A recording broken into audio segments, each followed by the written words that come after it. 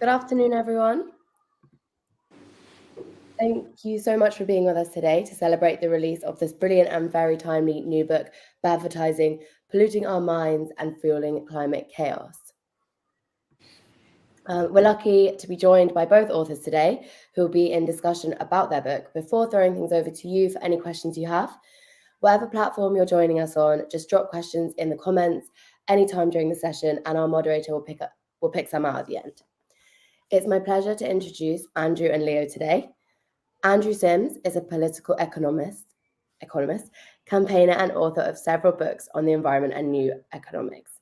He is co-director of the New Weather Institute, coordinator of the Rapid Transition Alliance, and assistant director of Scientists for Global Responsibility.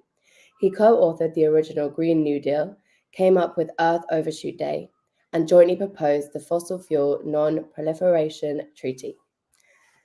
Leo Murray is co-director and co-founder of the climate action charity Possible. He's also a director of Riding Sunbeams, which seeks to plug solar power into our railways. He's a co-founder of the campaign group Plain Stupid, and he's a decades-long campaigner on climate. Just a quick plug while we mention Possible. Next week, Possible is part of the Big Give, which means that any donations we receive will be match funded and doubled. So if you want to help support Leo's work on climate, next week is the perfect week to do it. There's a link in the chat box now with more information. Andrew and Leo both co-founded the Badvertising campaign, which seeks to tackle high carbon advertising and has given rise to the book we're launching today.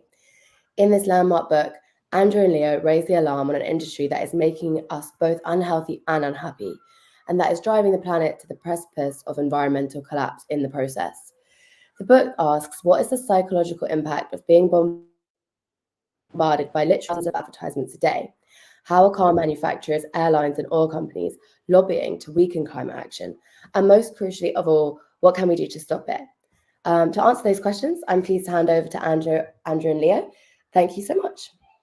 Thanks, Sally. Thank you, Sally. Thank you, Sally. Well, as you've seen, there's kind of no prize for guessing what the book's about. We're very much about Route 1 communication. So Badvertising sort of gives the game away. And if there's one big headline message to get out there right up front, is that if you're in a hole, it's best to stop digging. And the hole that we're in is one of a climate and ecological emergency. And we have very clear messages coming from the science telling us that we need to rapidly, immediately, and comprehensively change. That's sort of a voice coming in one ear. But unfortunately, there's a lot of voices coming in the other ear from advertising, which are kind of telling us to carry on as we are, to keep on consuming like there's no tomorrow, and perhaps in doing so, ensuring that there won't be. I think one of the reasons why we're so interested in this subject is because we've both been working on climate change for quite a long time, and we know that many of the challenges of changing our infrastructure, our energy system, our transport system, how we grow, how we produce food, these are all really big, chunky problems. So we kind of think that stopping actively promoting the most polluting products and lifestyles should kind of be the most easy thing to do. It should be the low-hanging fruit. So we kind of make a case in the book about that. But I'll tell you what, Leo, today is not just the publication of our book. There's something else happening today, which I'm sure a lot of people listening in will be thinking about just as much. Do you know what that is? No. That is the 60th anniversary of Doctor Who. And for people who either didn't grow up with Doctor Who or haven't watched it, maybe they are based in a different country where it's not available, you've got to be you've got to hide quite well to avoid Doctor Who. But I kind of think advertising would make a perfect Doctor Who monster. Why I think it would make a perfect Doctor Who monster? Right. Well, because very often the monsters in Doctor Who, they start out kind of inconspicuous, unthreatening. They look perfectly normal. And then the mask drops. And the next moment, they're taking control of your brain.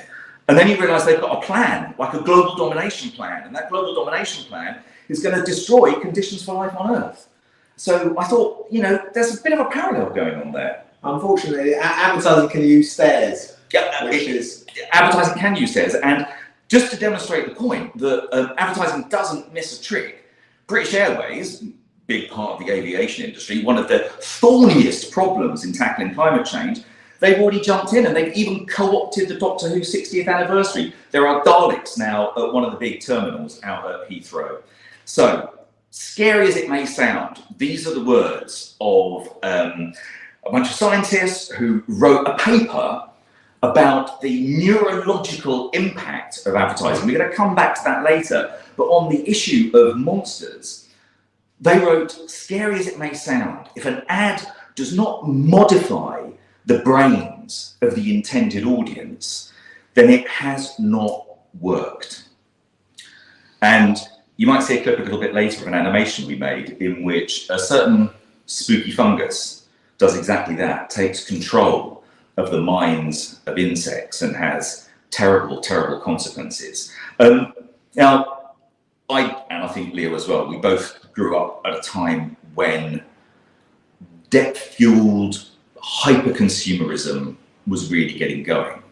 And it was fueled by advertising.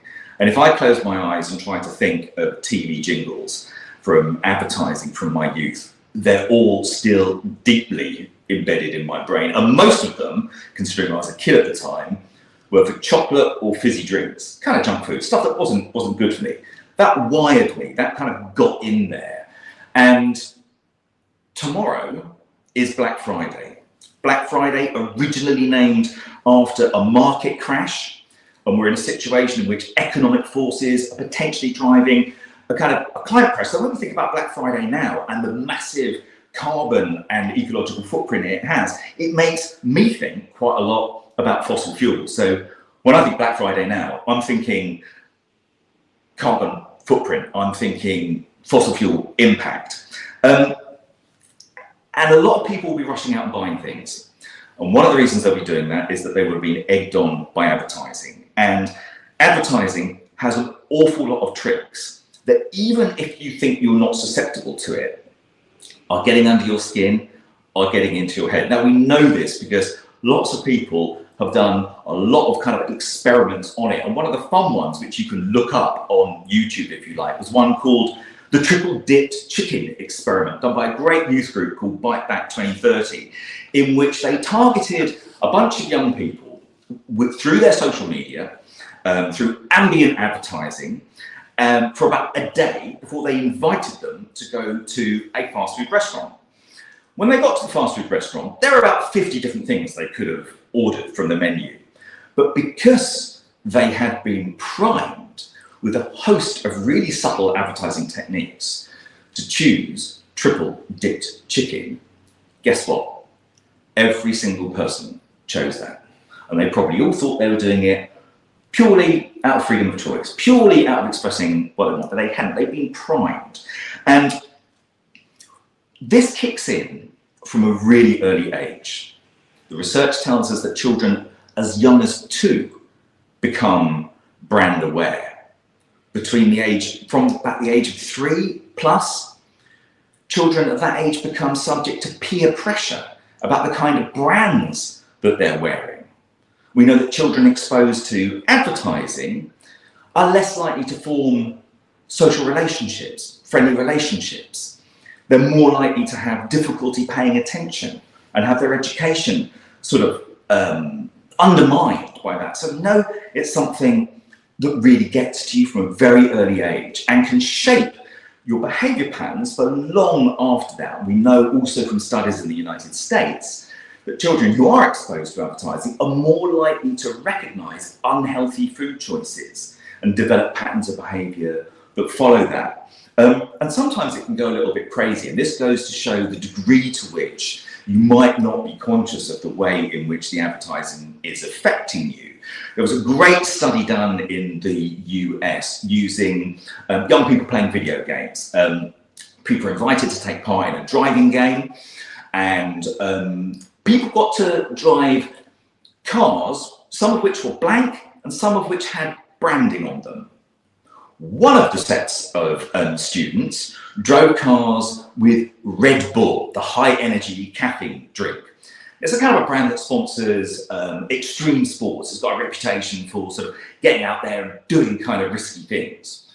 And when they studied how these young people played the game, guess what?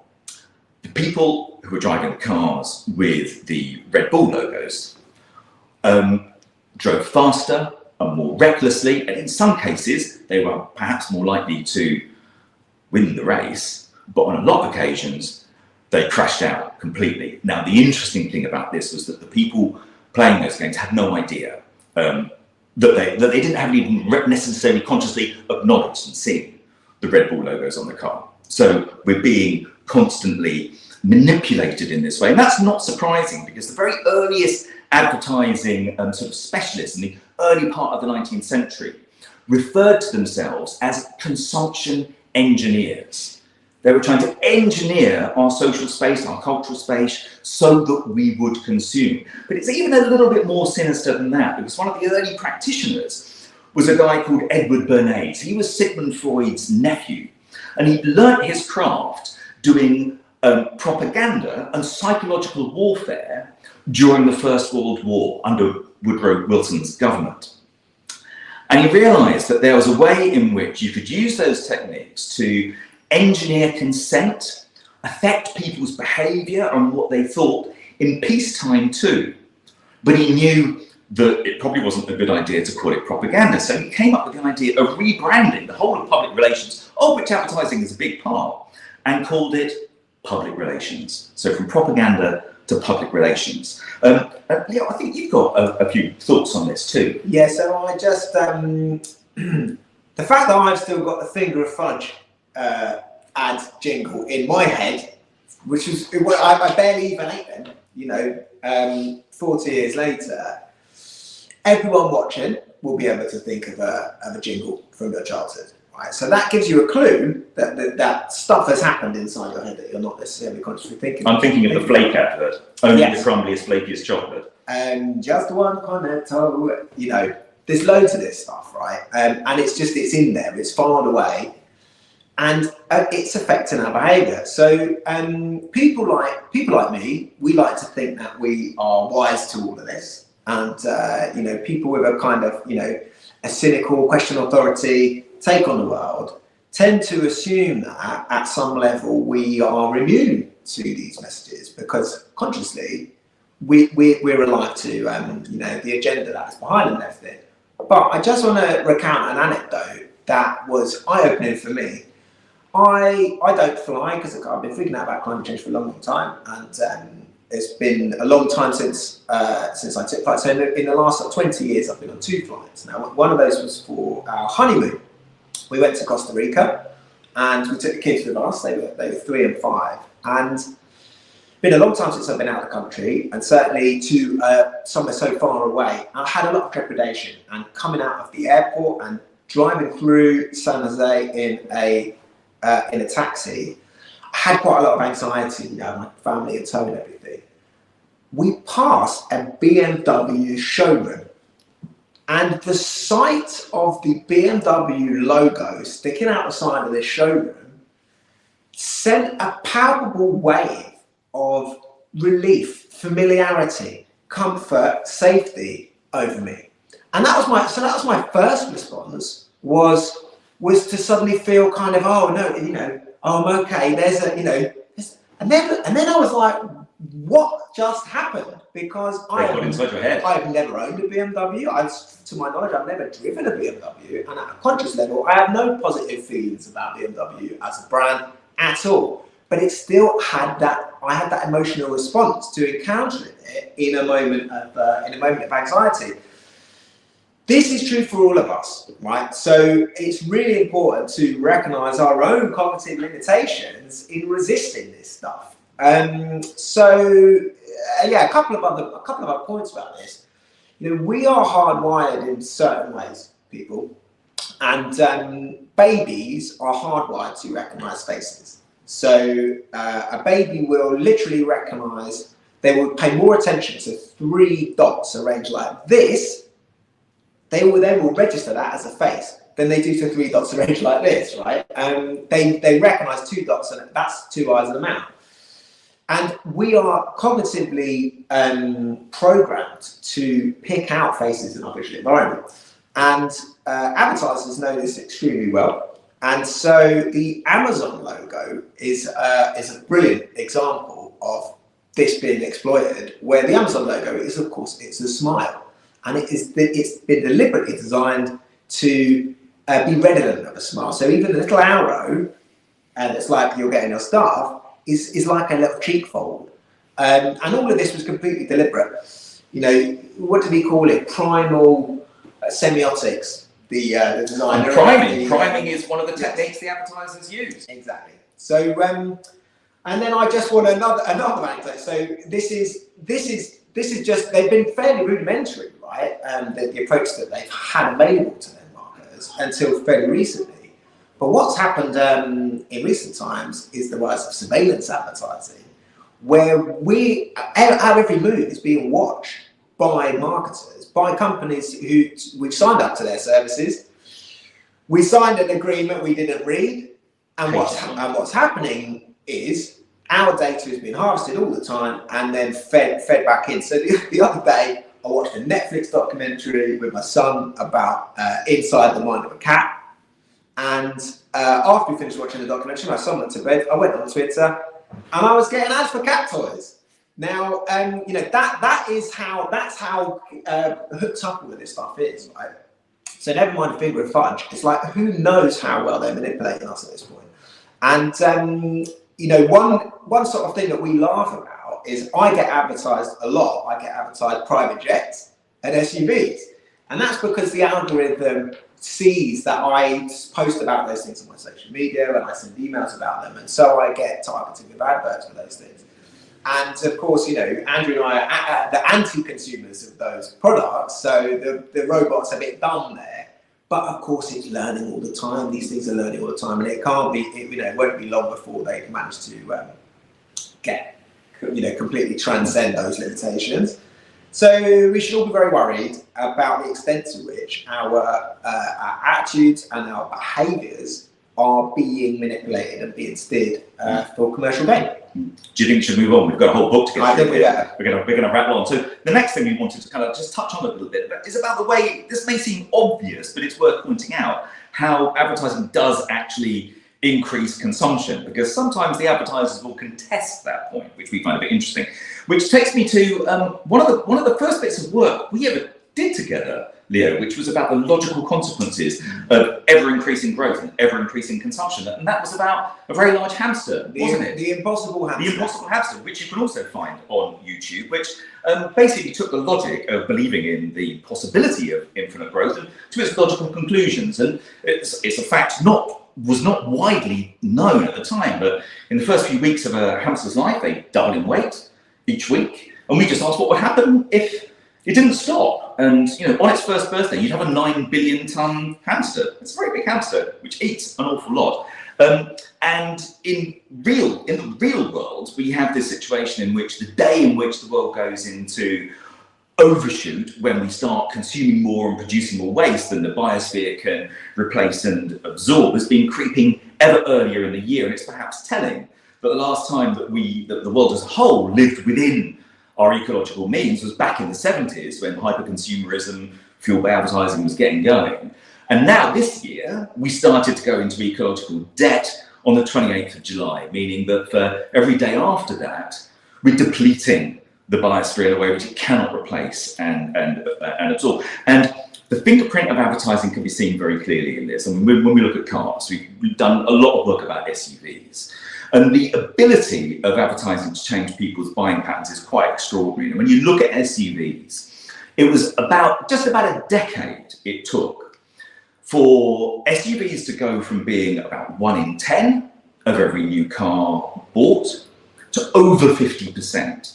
That was something engineered by the car companies through advertising, because they make more money out of selling SUVs. But of course, SUVs are much more polluting. They're a problem for a whole load of other reasons on the road, and very energy intensive. Even an electric SUV is a big problem because the heavy batteries involved make it not necessarily, but possibly even more dangerous on the road.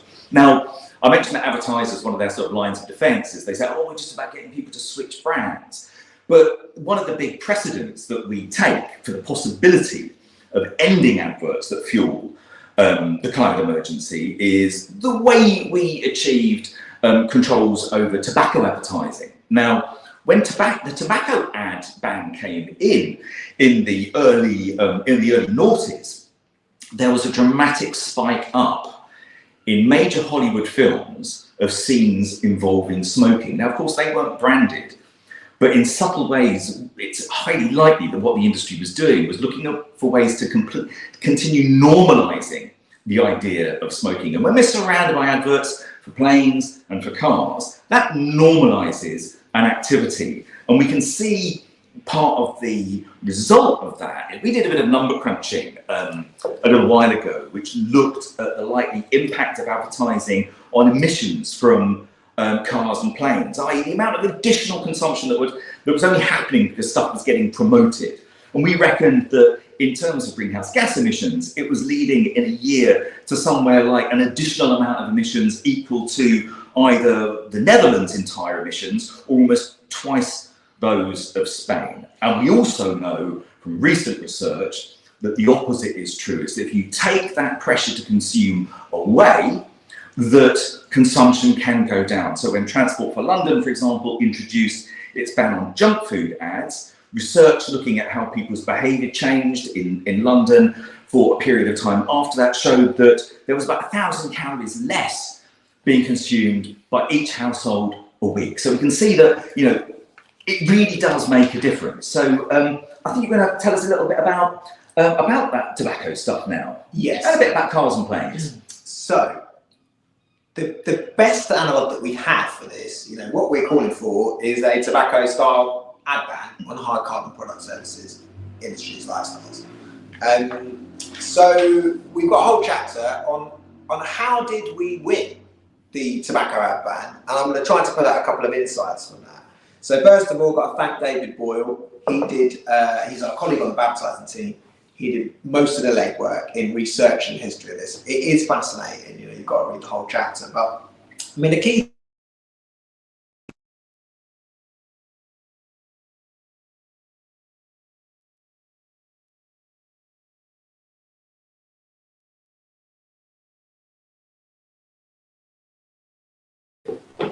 should turn that off in advance, shouldn't I? So look, the first thing is this.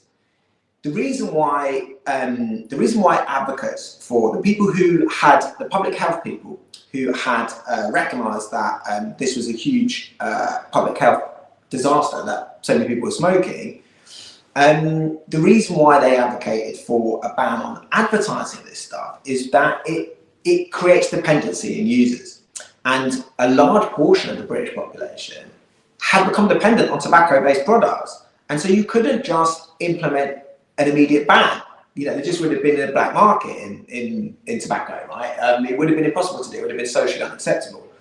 So instead they went for banning ads so that you stop creating new users. You stop creating new dependency in the population. And of course today, you know, whenever you try to do something like reduce car use, people go, hey, how dare you? We're dependent on car use. But, you know, you've got to reduce our dependency on these products. And so, you know, the logic of an ad ban on the high carbon stuff is incredibly strong and is incredibly close to the logic for the tobacco ad ban. But then some of the other things, I mean, my goodness, this is a dangerous product that's being heavily marketed. The companies that are marketing it, that are making the product, know about the harms, knew about the harms long before they got made public, but kept those findings secret and responded to this, to the discovery that the product they were selling was endangering people, not by stopping selling the product, but by spending money on misleading the public about its impacts. So the tobacco industry did this for decades. You know, they paid doctors to go around smoking. They paid doctors to, you know, they set up a fellowship program for doctors. They literally funded some of the same organisations, the Institute for Economic Affairs, funded for decades by the tobacco industry, now heavily funded by the fossil fuel industry. You know, eventually in the courts, it has been found that a conspiracy of misinformation, disinformation, has been perpetrated by these companies. And even divestment. So, some people watching will be aware, organisations like the Church of England have come in for criticism because on the one hand they're saying it's tackling climate change, meanwhile they've got a load of money invested in oil and gas. Now the BMA, the British Medical Association, who were one of the early people to call for a tobacco ban, turned out to have a load of their pension money invested in tobacco companies. So there's an unbelievable number of parallels between these things. I think that the key lesson, for me, if you look at the politics of what happened, is that you need to get governments to act quickly when they first get in. And in the context where we are probably expecting a new government to begin in 2024 at some point, it's really, really clear. Basically, in the 1960s, a report was published, incontrovertibly showing the link between smoking and cancer and death. And then within 3 years, a ban on TV advertising of smoking was implemented. But then 40 years more than that passed. And we had a whole term of a new Labour government who come in promising to implement a full tobacco ban and then just drag their feet. And it's, again, corrupt politicians. It is just extraordinary, it's extraordinary, the parallels. So 1965, we had a TV ad ban, and then it took 40 years for us to get a full advertising ban. So we don't have that time anymore, do we? No, exactly. So we've got to do this much, much more quickly. So that is the key insight from the tobacco stuff. And the car companies and the planes, which is you're going to talk a bit about now. I mean, the car companies famously ended up in courts about their cheat emission devices, and the airline companies, their strategy, which ignores half of all their impact on the climate. So look, let's talk about SUVs for a minute. So first of all, people sometimes say to us, why are you focused only on SUVs? The answer is we're not. But SUVs are just a really great example of how unnecessary much of this behaviour, the behaviour that is driving the climate crisis, is. So about a third of the UK's emissions, and this is true at the European level as well, about a third is from transport, about 2/3 of that is cars and vans. And as Andrew said, it was a rapid rise of this switch to larger vehicles that has meant that emissions from transport have not fallen, essentially, even though we've had new efficiency standards and so on over this time. Emissions from transport have not gone anywhere. And in fact, the average emissions from a new internal combustion engine car they fell for many years until 2016, when they began to rise again. And that is because people are buying these ever bigger cars. So what do I want to say about this on this car? I mean, I think the fascinating stuff, I can talk endlessly about SUVs. But we've only got about 10 minutes to do the next 5 chapters. So the fascinating stuff here is, cars were originally sold as freedom. So that was the whole frame that was used in the first place. And then what rapidly happened is something we call the open road paradox, right? Whenever you see a car ad, you never see it in traffic. You don't ever see any other cars. You just see the car they're trying to sell you whizzing down an open road. But very rapidly, the available road space filled up with cars. And the car lobby managed to turn it from a problem of too many cars to a problem of not enough road. And that's why we've had road building ever since, essentially. It was a very clever trick they pulled. But it became very difficult when everyone spent most of the time sat in traffic jams to sell cars as freedom. And the SUV offered an opportunity to transcend the roads. You can literally just go anywhere. So they tend to be depicted in like wild environments, by lakesides and on mountaintops and beaches and in jungles. So thematically, it's adventure, it's escape, and it's the wilderness and nature. That's one of the key themes that they have used to sell these enormous vehicles to us. But also, something that is often characterised as safety. People are like, oh, well, the sales point for SUVs is safety. But when you look, as we have done, at the actual messaging that has been used by the industry to sell these things, it isn't a message of safety, it is a message of danger. It's a message of danger and violence. So the imagery is like sharks, wolves, crocodiles, explosions. And, the world is a dangerous place and you need this SUV to protect you from it. So that is enough about that. That's enough of a teaser, I think, because I want to talk about airlines. Again, this is a specialist subject for me. I've been working on it for nearly 2 decades.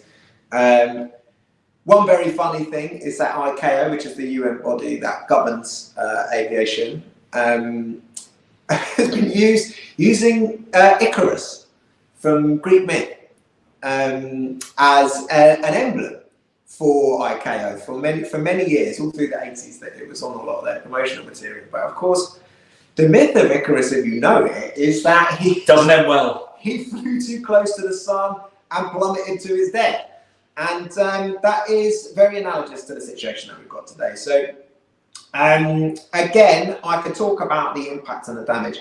Key thing is there's not a techno fix available for air travel. And so it's actually the best example of a product or service for which the solution is demand has to fall. And therefore, it's almost got the best case of anything for an end to the advertising for it. Because frequent flyers themselves rank half of the flights they take as unimportant. You know, a key study found this. So it's a really, really good place for us to look for rapid emissions reductions. And the thing that I would pull out from the narrative in the chapter around this, how did they say it? They started off just having to market safety because people were terrified of getting on planes originally, and the very first ever air passenger died in a crash, 1908, I think. And then once so the air stewardess was created to reassure passengers. So they dressed up young women as nurses, essentially, to provide a reassuring presence to people. And, you know, that was literally about the psychological intent. And then because it was mainly businessmen flying, they then progressively sexualized these women who'd been brought on initially as nurses. Their skirts got shorter and shorter and shorter. And I mean, look, I'm just gonna read you a quote. Pacific Southwestern Airlines job interview, start with the legs and work their way to the faces. That was where they were at in the 60s.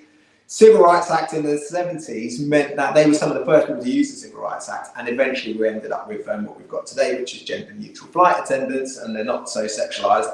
But we are now in the 2020s, the era that we're in now, having been through this sort of jet set and promoting the glamour and then generating EasyJet, we're now just in the era of greenwash, because what the public is very, very concerned about the climate crisis. And so what they want to hear from airlines is that the product they're being sold is compatible with their concerns about the climate crisis. So most aviation advertising now is about that. It's about persuading customers that they're okay to carry on doing what they're doing, which is completely wrong.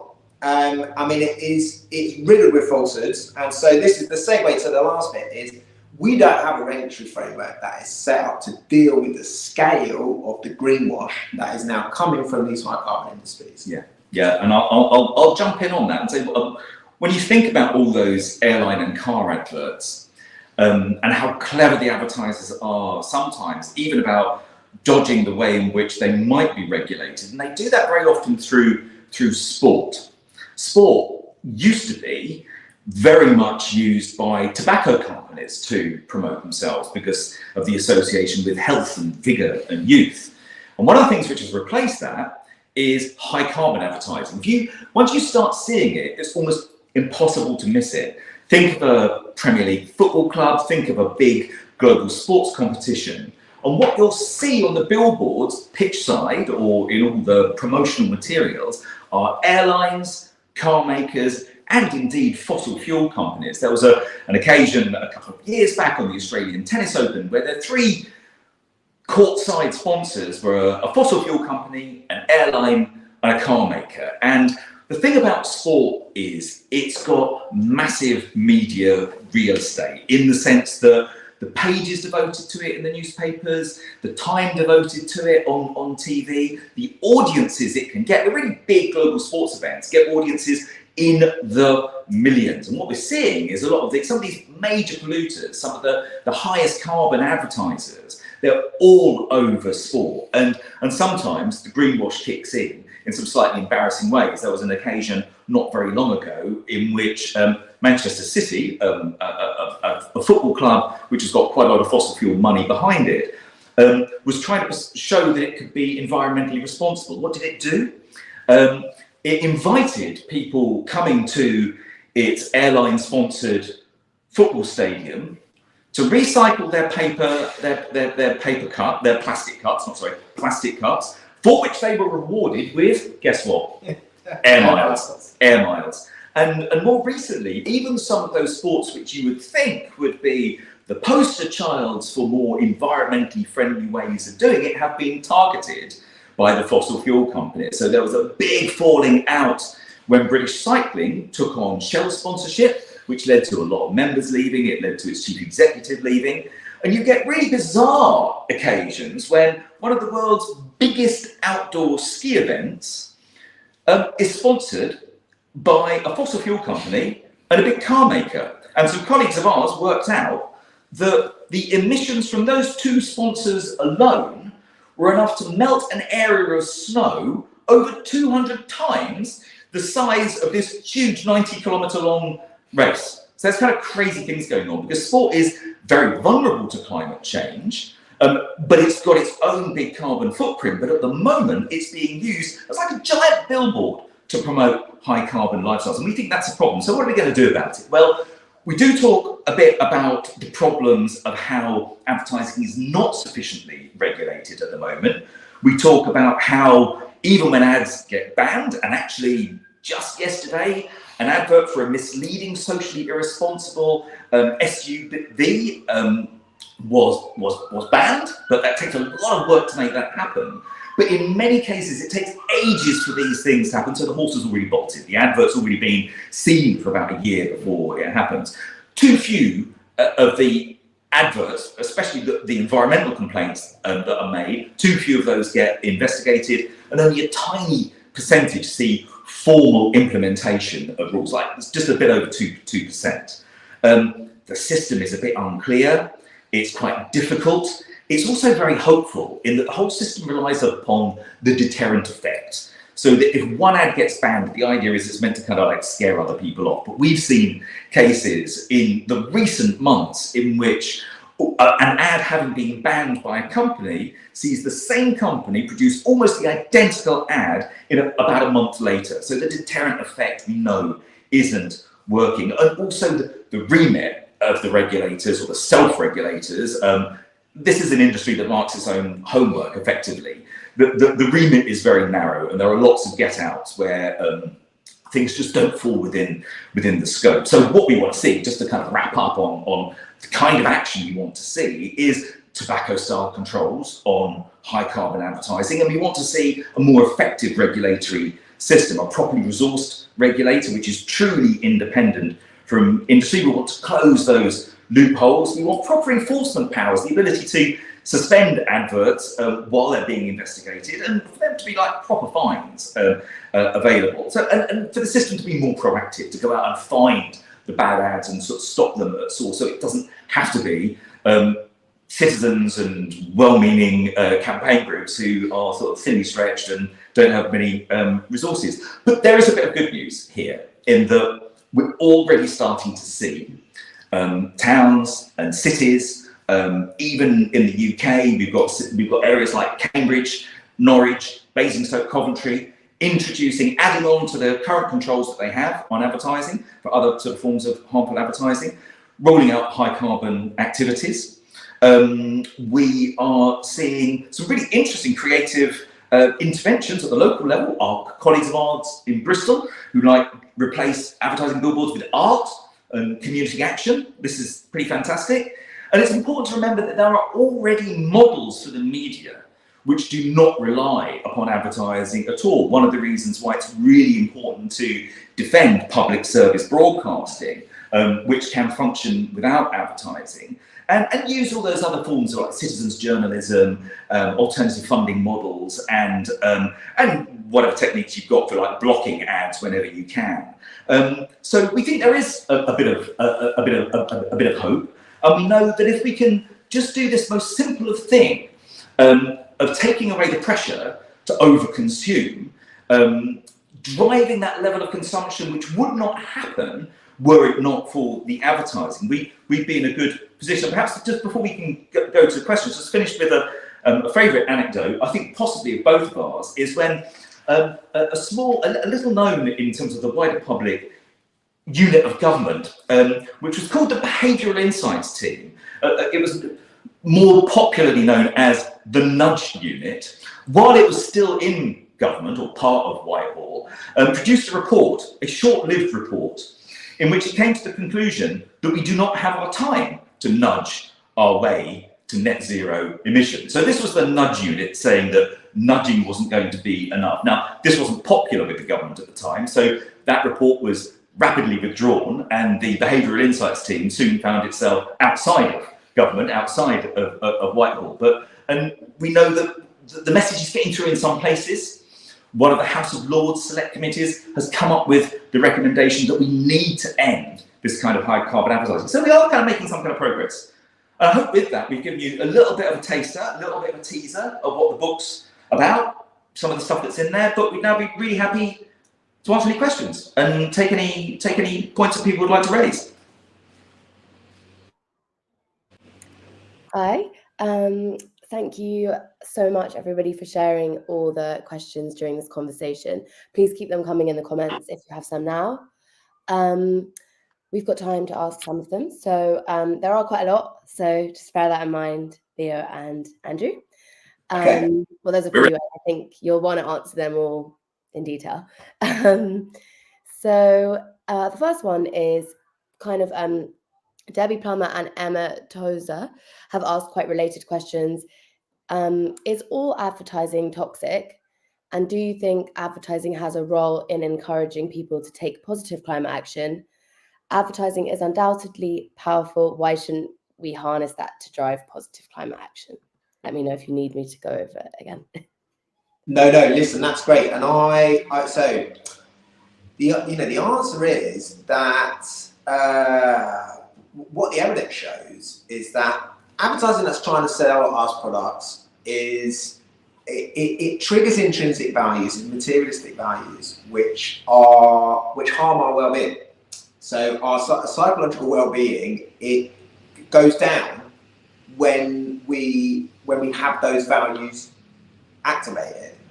And so at some level, all advertising is, it just is problematic in that way. Is it toxic? Perhaps not, perhaps it doesn't cross that threshold, right? But Andrew may want to say more on this, but I would just on the second point about shouldn't we be harnessing it? Now, we have been doing that at Possible. We got offered support from ACT Climate Labs, and we ran a campaign with them in Birmingham to get people to reduce car use. And we didn't, we used all of the might of advertising to bump into Brum, it was called. It won an award recently, right? So it's definitely got a role to play. It has to have a role to play. But this is the critical thing, is that, first of all, our own research, one of the first, most dispiriting things that we've done with advertising was a piece of work with Professor Tim Kasser, who's an academic who's worked on this stuff for years.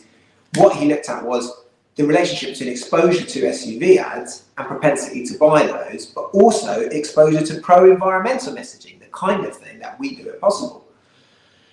The latter had absolutely no effect on people's propensity to buy an SUV, whereas exposure to advertising worked. And that the authors basically postulated that's because we're swimming in a sea of materialistic messaging that is trying to get us to buy stuff. And so we are just drowned out in the noise, it's like a drop in the ocean. And secondly, I keep hearing this phrase being repeated by our sort of semi-allies in the industry, which is that the oil and gas sector is outspending environmentalists by 38-1 when it comes to, fossil industry propaganda has 38 times as much money spent on it as pro-environmental messaging. And of course, the people in the industry love that message because the idea is that we've got to try to somehow outspend the oil and gas industry on advertising, right? But actually, the very, very obvious logical conclusion of that is that you need to curb their ability to spend that money on fossil fuel propaganda. So that at least maybe we can meet somewhere in the middle. Yeah, and this is one of the reasons why they went for a tobacco advertising ban rather than only running positive public health campaigns about stopping smoking, because they knew that as long as the cigarettes are still being promoted, you're going to be recruiting ever more generations of smokers. And the sort of things that Leo was saying about being in a kind of a cultural swimming pool in which you are sort of trying to keep your head above all the advertising around you, this impact that it has on you. There's a huge amount of evidence now across geographies, across demographics, that shows that those extrinsic values, that materialism which is promoted through sort of consumer-focused advertising, is very bad for our well-being, and also makes us less likely to take pro-environmental action. So it is a fundamental problem. Now, that's not to say that, you know, an advert which says we have carrots available at, you know, X pence a pound, that's not necessarily a problem. There's a form of kind of communication in that. But the kind of advertising we're talking about is much more tricky, much more invasive, much harder to kind of protect yourself against, in fact. And taking that pressure away while it's drowning out the kind of public health messages, we think is a really important step to take. Okay, so we'll go on to the next one, which is from Jeremy Williams, which asks, did you hear that the ASA banned an SUV ad for the first time just this week? Toyota are unimpressed, but do you think this might be a sign that the ASA are finding their teeth? And you might want to say what the ASA... I'll jump in. It's funny you should mention that, Jeremy, because we were involved in bringing that complaint with our colleagues, and it was the first time an SUV ad has been banned on environmental grounds for promoting socially irresponsible behaviour. Now, the mere fact that the self-regulators are now looking at those environmental issues is the result of a lot of pressure from a lot of campaigners over a long period of time, because I think it's been really clear that they've been behind the curve. Now, the irony of this is that there are, written into the various advertising codes, that there should not be adverts in the first place that might have profound environmentally damaging effects. Now, the mere fact of flying, we know, has profound environmentally damaging effects. So if the codes were being lived up to under the current system, we'd already be living in a very different world where there would be less active promotion of environmentally damaging behaviour.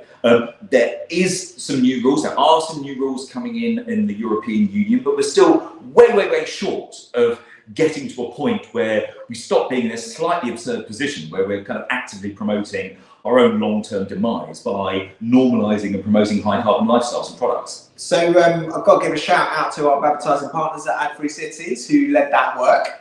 Cheers, guys. It's a brilliant outcome, but like Andrew says, ironically, it shows the limitations of the regulator. You know, it shows, well, if you ban that ad, what about all these other 1,000 adverts that you've chosen to ignore, which actually, if you applied the same logic and the same criteria to, you would also have banned. So, yeah.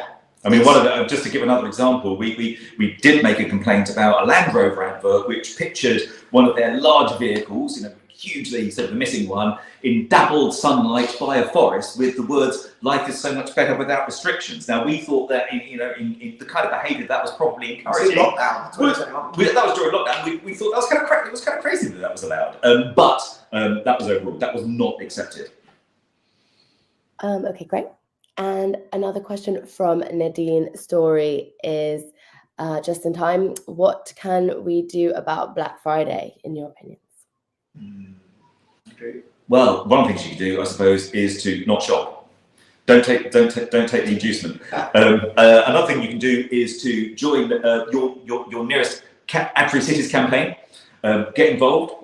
You can sign up on the badverts.org website for our campaigns, become part of that, and also talk about it. I think one of the most important things, which is really easy to forget, is the positive social contagion effect of changing people's minds is to talk about these things with your friends and family. Raise the issue, make it a thing. When you see, and even though it can be really time consuming, if you see advertising which you think is socially irresponsible, do complain about it, because at the same time that we think we need a much more effective regulatory system, there's still one out there that we can use. And I think the more complaints that are made, the more likelihood there will be of action, and the more it demonstrates the case that people think this is an issue that needs more doing about it. Yeah, and I would just echo the thing about speaking to your peers, right? Of all the messengers out there, you know, people like doctors are very well trusted, etc. Right? Yes, absolutely. But the people you trust the most are your peers, they're your family, right? They're the people who have by far the most influence on your behaviours and attitudes. So just talk about this stuff around the dinner table, in the pub. Okay, a couple more questions. I think we have about 10 minutes. Mark Rosenthal, sorry if I didn't pronounce that right, asks, what happened to the idea of zero growth economy? That's a big question. What happened to the idea of a zero growth economy? Well, what's happened to it is the people who actually run governments have pretended that it doesn't exist as an idea. And that's ironic, because in the history of economics, some of the very earliest thinkers about economics always assumed that an economy would grow to a certain point when it was mature, and then it would become like a stationary state, and it would develop and mature in other ways, in terms of quality of life, in terms of the quality of its social space, in terms of its arts and culture. And of course, we're 50 years beyond when Bobby Kennedy famously stood up and said that the problem with the measure of growth, GDP, was that it measured everything in life apart from that which is truly worthwhile. So we know that this is something that we have to revisit, and we know that there's a big problem in that the economy has been made dependent on growth, but that simply in terms of physics and logic, it's obvious that we have to learn to share the available environmental space that we've got much, much more equally, and that if we keep consuming beyond our planetary boundaries, well, that way a very sorry end for humanity may lie. But that also many of the things that we want to do to change this, like becoming less dependent on cars, international flights, surplus consumption, etc., that many of the changes, especially in the really over-consuming countries, can bring massive well-being benefits. We're way past the point at which increased consumption added to our well-being. Now, we did some research when I used to work for an organisation called the New Economics Foundation, which showed that if you compare someone living around about one planet living, which is sustainable, very difficult to do in an economy like the UK or other sort of wealthy countries, comparing that to people who are up at crazy over-consuming 7 or 8 planet living, the people at 7 or 8 planet living didn't have a higher level of well-being. You were just as likely to have as high a level of well-being at the much lower level of consumption. So we know that we can make a huge shift, and that doesn't need to undermine our well-being, but we have to make the decision to go there. So I would summarise this as standard of living is a weasel phrase that is always used by politicians. So standards of living going up, going down. Quality of life is something completely different. Absolutely. And quality of life is what the economy should be geared to deliver. And instead, it is, at least in theory, geared to deliver increasing standard of living. Even for those of us, in countries like the UK, where our standard of living has not been improving our well-being for decades. And I should chuck in that back in my New Economics Foundation days, we did actually come up with an indicator which was called the Happy Planet Index. And that compared your ecological footprint with your life expectancy, and your overall well-being, level of well-being. And what we found then, that Latin America did pretty well. I had a relatively small ecological footprint and relatively high life expectancy and well-being. But very curiously and interestingly, the places in the world that did best of all were small island states. And we can conjecture that that's partly because their environmental limits are more obvious, but it's also because very often small island states have developed more cooperative ways of running their economy, not materialistic, accumulative, sort of selfish economies, if you like. Okay, I think we have time for one more. So Rosalind Kent asks, often when regulations are agreed, we sit back and expect them to happen, but they don't. Can they be made mandatory in the first place with a time limit on enacting?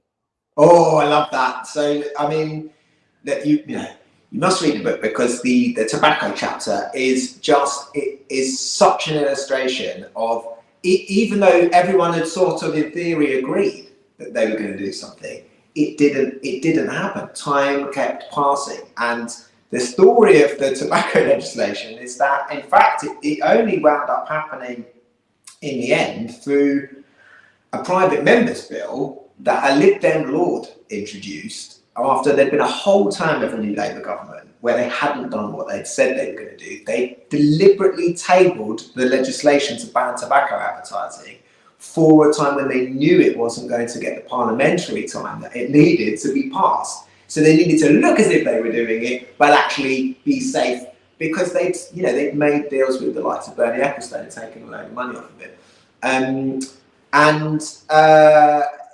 What the Lib Dem Lord did then was introduce a private member's bill that was the same piece of legislation that the government had said they were going to table, and that embarrassed them, and it, and so it wound up becoming law.